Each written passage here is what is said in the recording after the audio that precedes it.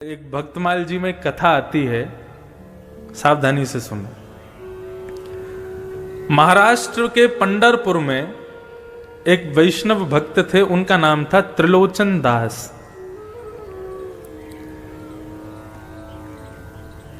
अपनी युवावस्था में ब्याह के बाद उनको कोई संतान नहीं हुई, तो वो निश्चिंत रहे, चिंता नहीं की। उन्होंने कहा श्री पंडरीनाथ भगवान ने हमको संतान नहीं दी, क्यों? क्योंकि पंडरीनाथ भगवान हमारे पुत्र हैं, वे ही हमारे पुत्र के रूप में हैं, इसलिए हमको उन्होंने कोई संतान नहीं दी। ऐसी भावना वो रखते थे। किसी वैष्णव संत की उन्होंने कथा सुनी, उस कथा में गौ ब्राह्मण संत सेवा, इसको सर्वाधिक श्रेष्ठ जान करके उन्होंने संत सेवा शुरू कर दी अपने घर में। तो रोज क्या करते थे, अपने घर के बाहर खड़े हो जाते। जो पंडरीनाथ भगवान, विट्ठल भगवान, पंढरपुर का नाम सुना है आप लोगों ने? पंढरपुर में भगवान कृष्ण का अद्भुत मंदिर है। वहां पर भगवान कृष्ण दोनों कमर पर ऐसे भुजा रख करके और ईंट के ऊपर खड़े हुए हैं। उनका नाम है विट्ठल, श्री विट्ठल भगवान। भगवान कृष्ण का ही स्वरूप है। एक पुंडलीक नाम का उनका भक्त था। वो अपने माता पिता की इतनी सेवा करता था कि उसकी सेवा से प्रसन्न होकर के भगवान उसको दर्शन देने गए। जब द्वारिकाधीश उसको दर्शन देने गए तो भगवान के अंग से निकलने वाले प्रकाश, भगवान के इत्र की सुगंधी, भगवान के आभूषणों की खनक से वो बड़ा चिंतित हो गया और कहने लगा, कौन है भाई इतना प्रकाश कर रहा है, इतनी सुगंधी आ रही है, इतनी गहनों की आवाज आ रही है, कौन है? तब लक्ष्मी जी ने कहा, पुंडलीक, भगवान आए हैं तुमको दर्शन देने। वो अपने माता पिता के चरण दबा रहा था। तो उसने कहा, मैंने तो बुलाया नहीं भगवान को, क्यों आए हैं? बोले, भैया तुम्हारी माता पिता की चरण में भक्ति इतनी दृढ़ है, उसको देख करके भगवान आए हैं। तो बोले, इनको पाने के लिए थोड़ी करता हूं, अपने माता पिता को सुख देने के लिए करता हूं। लक्ष्मी बोली, जिसके द्वार पर भगवान जाते हैं वो भगवान को आमंत्रण करने के लिए सिंहासन देता है। ठीक है, तुम सेवा कर लो, लेकिन भगवान को कोई आसन तो दे दो, खड़ा होने के लिए, बैठने के लिए। पुंडलीक बड़ा चिंतित हो गया, ये और मेरे सिर पर बला आ गई है। भगवान को बोल रहा है, बुलाया है नहीं, अपने आप बिन बुलाए मेहमान बन के आ गए, अब घर पे और बैठेंगे मेरे आके। तो अब उसको कोई आसन नहीं मिला, तो पैर दबाते दबाते उसको एक नीचे ईंट मिली, तो उसने ईंट को खिसका दिया, ले लो आसन, खड़े हो जाओ इस पर। रुक्मणी जी को गुस्सा आ गया, भगवान का हाथ पकड़ लिया, बोले, बिल्कुल नहीं रुकोगे यहाँ पे, ऐसा अपमान करने वाले भक्त यहाँ रुकेंगे हम? भगवान के नेत्र सजल हो गए, बोले, अब तो इसको दर्शन देके ही जाऊंगा मैं, ये जब तक सेवा से मुक्त नहीं हो जाएगा तब तक यहीं खड़ा रहूंगा। और जैसे कोई प्रतीक्षा करता है, किसी का इंतजार करता है, ऐसे ही भगवान उस ईंट पर खड़े हो गए, दोनों भुजाओं को कमर पर रख के। आज भी वो पंडरीनाथ भगवान आज भी ईंट पर खड़े हैं। ऐसा अद्भुत मंदिर पूरे भारत में नहीं है। प्रत्येक मंदिर में आपको दूर से दर्शन होगा, लेकिन केवल श्री विट्ठल भगवान का मंदिर है जहां पर भक्त भीतर जाकर के पंडरीनाथ भगवान को गले लगा सकते हैं। गले लगाओ तब वहां से बाहर जाओ। जब गले लगाते हैं तो भगवान की इत्र की सुगंधी पूरे हमारे अंग में आ जाती है। इतना सुंदर मंदिर है, अद्भुत। तो पंडरीनाथ भगवान को त्रिलोचन जी अपना पुत्र मानते थे, ये कथा में बोल रहा था। त्रिलोचन जी ने संत सेवा शुरू कर दी, तो पंडरीनाथ भगवान, श्री विट्ठल भगवान के जो लोग दर्शन करने जाते थे, सबको बोलते थे, प्रसाद पाइए, प्रसाद पाके जाइए, प्रभु प्रसाद पाके जाइए। तो त्रिलोचन जी सबको बुलाते थे, प्रभु प्रसाद नाम रखा था अन्न क्षेत्र का, बोले सब लोग आओ, प्रसाद पाओ, प्रसाद पाओ। अब वो इतना स्वादिष्ट भोजन बनाते थे कि 100 से 200, 200 से 500, 1000, अब तो प्रत्येक दिन 5-5 हजार लोग भोजन करते थे उनके यहाँ पर।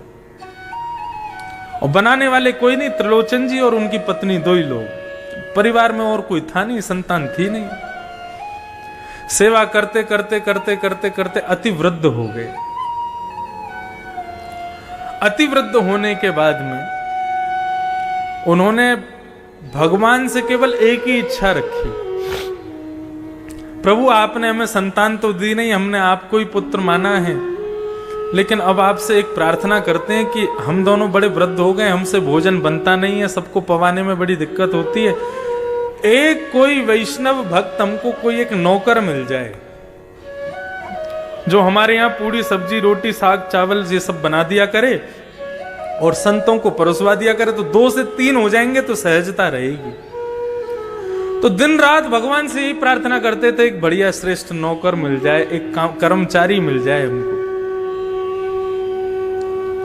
तो एक दिन श्री त्रिलोचन जी बैठे थे, इतने में ही ऊंची धोती पहन करके, सर पर स्वाफा बांध करके, बड़ा सुंदर सुकोमल स्वरूप सांवला सा एक नन्हा सा बालक त्रिलोचन जी के पास में आ गया।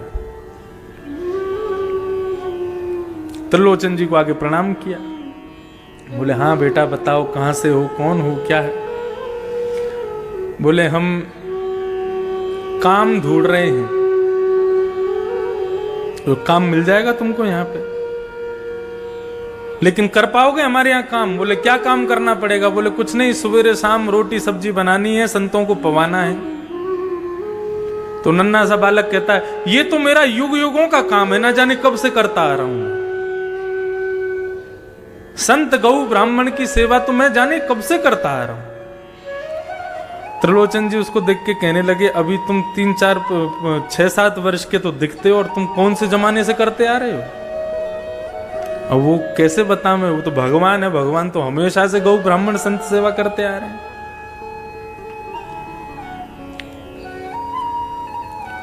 एक पंचतंत्र की कथा में यह भाव बताया जाता है।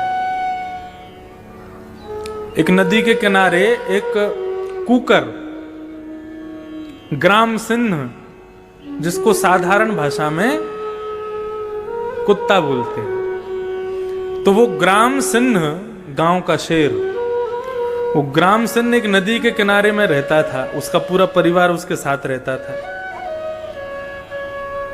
वैशाख के महीने में उसकी पत्नी ब्याई थी, बालक हुए थे बहुत सारे।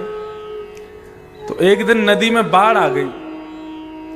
जैसे ही बाढ़ आई तो बाढ़ आते ही इतना पानी आया कि उस ग्राम सिंह के बच्चे जोर जोर से चिल्लाने लगे, अरे बाप रे, इतना पानी तो हमने अपने पूरे जीवन में कभी नहीं देखा। तुम्हारा जीवन ही कितना सा, 1 महीना पहले तो तुम्हारा जन्म हुआ है, उसमें भी तुम क्या क्या देख लोगे।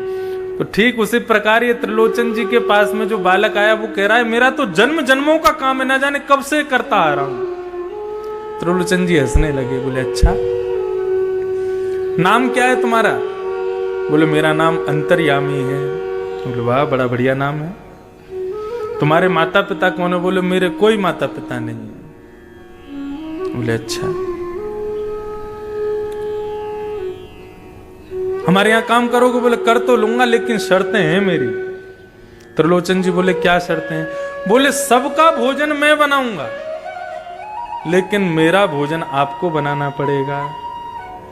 सबके लिए भोजन मैं बना दूंगा, लेकिन मैं अपने हाथ का बना हुआ भोजन नहीं पाता।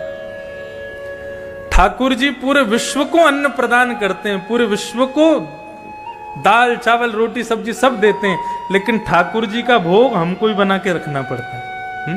ठाकुर जी बोले सबको हम पवा देंगे, लेकिन हमारा भोग आपको बनाना पड़ेगा। त्रिलोचन जी बोले ठीक है, छोटा सा बालक है, छोटा सा इसका पेट है, 2 रोटी में पेट भर जाएगा।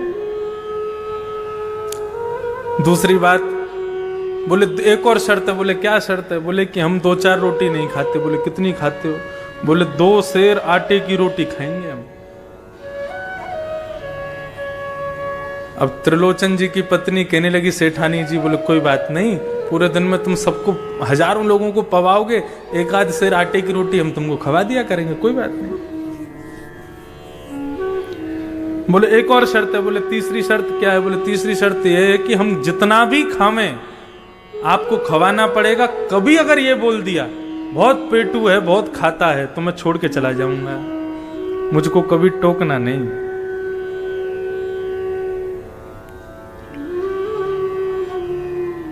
बोले नहीं, हम क्यों टोकेंगे, हम कभी नहीं टोकेंगे। भगवान की लीलाएं बड़ी अपरंपार है। आप लोग कभी उदयपुर की तरफ जाएं, राजस्थान, तो वहां हमारे श्री गोवर्धन नाथ भगवान विराजते हैं, श्रीनाथ जी। उनका स्वरूप कैसा है?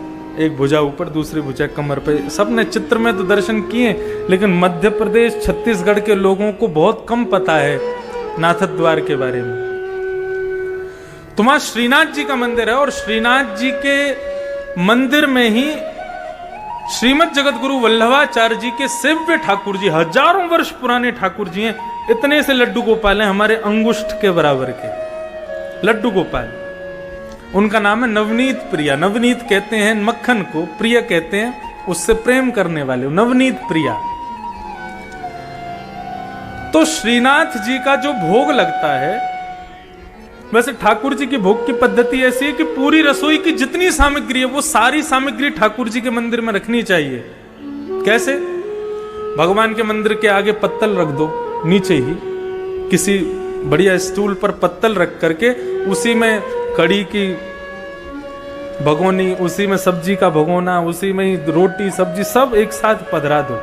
सब में तुलसी छोड़ दो, कक्ष बंद करके 20 मिनट के लिए ठाकुर जी को भोग लगाने दो। वो नहीं हो सकता तो थाली ठाकुर जी की लगाओ, थाली में ठाकुर जी का भोग लगा के फिर उस थाली को पुनः सब में मिला दो। ये भोग की प्रक्रिया होती है। तो नाथ द्वार में रसोई की सारी सामग्री श्रीनाथ जी के सामने आती है, फिर ठाकुर जी भोग लगाते हैं।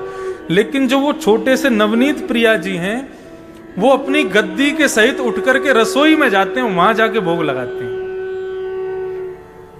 अच्छा, ठाकुर जी के भोग में एक नियम है क्या? मिष्ठान जो है, मीठा जो है, वो ठाकुर जी की तरफ होना चाहिए। जैसे आपने पूरी थाली लगाई तो ये जितनी भी खट्टी पदार्थ हैं या नमकीन पदार्थ हैं, दाल चावल आदि, इन सबको दूसरी तरफ रखो।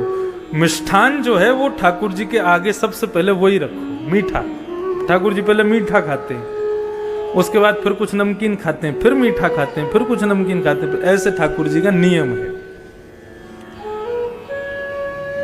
तो नवनीत प्रिया जी जो इतने से लाल जी हैं, ठाकुर जी हैं, उनको रसोई में ले जाकर के भोग लगाया जाता है। तो उनका नियम है, सबसे पहले मिठाई रखी जाएगी, उसके बाद में पापड़ रखे जाएंगे, उसके बाद में नमकीन रखी जाएगी, उसके बाद में दाल चावल रोटी ये सब रखे जाएंगे। तो एक दिन पुजारी जी से गलती हो गई, ठाकुर जी की सिंहासन के आगे उन्होंने कड़ी रख दी, मिठाई की जगह कड़ी रख दी, और कड़ी रख दी और मिठाई रख दी दूर कहीं पर, मिष्ठान खीर आदि कुछ होगा। और जैसे कपाट लगा करके पुजारी जी चले गए, 20 मिनट बाद जब कपाट खोल करके देखा तो सिंहासन पर ठाकुर जी है ही नहीं। अब इतने से गोपाल जी, उनको कहां ढूंढे?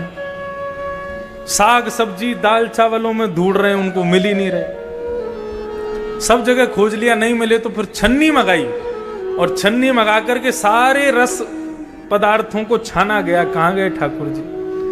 सबको छानते छानते अंत में जैसे ही वो कड़ी जो सामने रखी थी उसको जैसे ही छाना, उसमें ठाकुर जी मिल गए। तो पुजारी जी को लगा, वाह आपको कड़ी इतनी पसंद है, अब तो भैया रोज कड़ी बनेगी। अब तो 15 दिन तक रोज कड़ी कड़ी बन रही है महाराज, कड़ी का ही भोग लग रहा और कुछ लगा ही नहीं रहे। बोले इतनी बढ़िया लगी कि उसमें कूद गए। तो एक दिन पुजारी जी के सपने में रोते हुए भगवान आए। पुजारी जी बोले, क्या हो गया, आप रो क्यों रहे हो? हमसे सेवा में कोई अपराध हो गया? बोले, तुम रोज कड़ी कड़ी खवा रहे हो। बोले, उस दिन आप कूद गए कड़ी में तो हमको लगा आपको प्रिय है इसलिए लगा रहे हैं। बोले, मुझे कड़ी प्रिय नहीं, मैं तो खीर खाने जा रहा था तो बीच में कड़ी पड़ गई, उसमें ही गिर गया मैं। बोले, कड़ी नहीं खीर का भोग लगाओ। तो ये सब अनुभव आपको भी होंगे यदि भाव से सेवा करो। तो त्रिलोचन जी ने कहा, त्रिलोचन जी से भगवान ने कहा, कभी हमसे ये मत कहना बहुत पेटू है, बहुत खाता है। यदि कहा तो हम चले जाएंगे। तो त्रिलोचन जी बोले, हमको कभी पेटू मत बोलना। बोले, कभी नहीं बोलेंगे। अब तो महाराज भगवान अंतर्यामी ने सेवा करना शुरू किया। कड़ी बनाते हैं, सब्जी बनाते हैं, खीर बनाते हैं, पूड़ी बनाते हैं, रोटी बनाते हैं, अकेले बैठ करके बनाते हैं, और सब संतों को पवाते हैं, सबको पवाते हैं। सब लोग अपनी उंगली चाटते रह जाते हैं, ऐसा स्वाद। और सबसे बड़ी कमाल की बात तो ये कि कितनी भी पंगत आ जाए कभी भी सब्जी कम नहीं पड़ती। और सबको पवाने के बाद फिर ठाकुर जी स्वयं बैठते हैं, सेठ सेठानी पूरे दिन बना बना के खिलाते हैं, पूरे दिन खाते ही रहते हैं। रात्रि में अपना भोग आदि से निवृत्त होकर फिर मालिश करते हैं, तेल लेकर के त्रिलोचन जी के पैर दबाते हैं, हाथ दबाते हैं, शरीर की पूरी मालिश करते हैं। वर्षों से सेवा कर रहे अंतर्यामी भगवान, उनकी सेवा से त्रिलोचन जी की वृद्धता चली गई, बिल्कुल युवा जैसे दिखने लगे। आस पड़ोस के सब लोग कहने लगे, बोले महाराज तुम्हारे यहाँ बढ़िया नौकर आया है, तुम्हारे दिन बदल दिए, देखना बुढ़ापे के बाद युवावस्था आ गई तुम्हारी तो। लेकिन सेठ जी की पत्नी को सब कहने लगे, सेठ जी पर बड़ी कृपा की है तुम्हारे सेवक ने, लेकिन तुम अभी भी वृद्ध हो, तुम अभी भी बुढ़ी हो, क्यों? बोले सेवा इनकी करता, हमसे तो करवाता है वो, पूरे दिन रोटी बना बना के खिलाना पड़ता है उसको, बहुत पेटू है, बहुत खाता है। जैसे ही ये बात कही है भगवान अंतर्ध्यान हो गए। शाम का समय हुआ, त्रिलोचन जी और उनकी पत्नी ढूंढ रहे हैं, बेटा अंतर्यामी कहां हो? पूरा घर खोज लिया, कक्ष खोज लिए, गली खोज ली, मोहल्ले खोज लिए, लेकिन नहीं मिले। इतने व्याकुल हो गए, अपनी पत्नी से पूछने लगे, तुमने कुछ कहा था क्या उसको? बोले नहीं, मैंने तो कुछ नहीं कहा। तो फिर कहां गए? कहीं तुमने गलती से पेटू है, बहुत खाता है, ऐसा तो नहीं कहा? बोले कि मुझसे अपराध हो गया, मैंने अपनी सहेलियों से कह दिया था। ओह, बस उसी बात को ध्यान करते हुए भगवान के मंदिर में गए। श्री पंडरीनाथ भगवान ईंट के ऊपर खड़े हैं, दोनों भुजा रख करके। त्रिलोचन जी रोने लगे, भगवान के चरणों में प्रार्थना करके बोले, आपने संतान नहीं दी, हमने स्वीकार किया, आपने परिवार नहीं दिया, हमने स्वीकार किया, लेकिन आपकी कृपा से एक वैष्णव भक्त नौकर मिला था हमको, अंतर्यामी, हमसे अपराध हो गया, वो हमें छोड़ के चला गया। प्रभु हमें कुछ नहीं चाहिए, हम जीवन पर्यंत उसको देख देख करके जी लेंगे, लेकिन कृपा करके उसको वापस बुला दो। ऐसा कहकर के त्रिलोचन जी जैसे ही रोने लगे, भगवान से देखा नहीं गया और सामने खड़े हुए पंडरीनाथ भगवान ही अंतर्यामी के रूप में प्रकट हो गए और सेठ जी को अपने हृदय से लगाया। बोले, गौ ब्राह्मण संत सेवा के लिए कोई सेवक आपके घर नहीं आता है।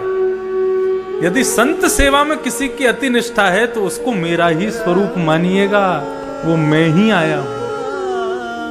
साधारण मानव की संत में कभी इतनी निष्ठा नहीं हो सकती, मेरा ही अंश उसके भीतर जाकर के संत के प्रति निष्ठा को प्रकट करता है, वो मैं ही था।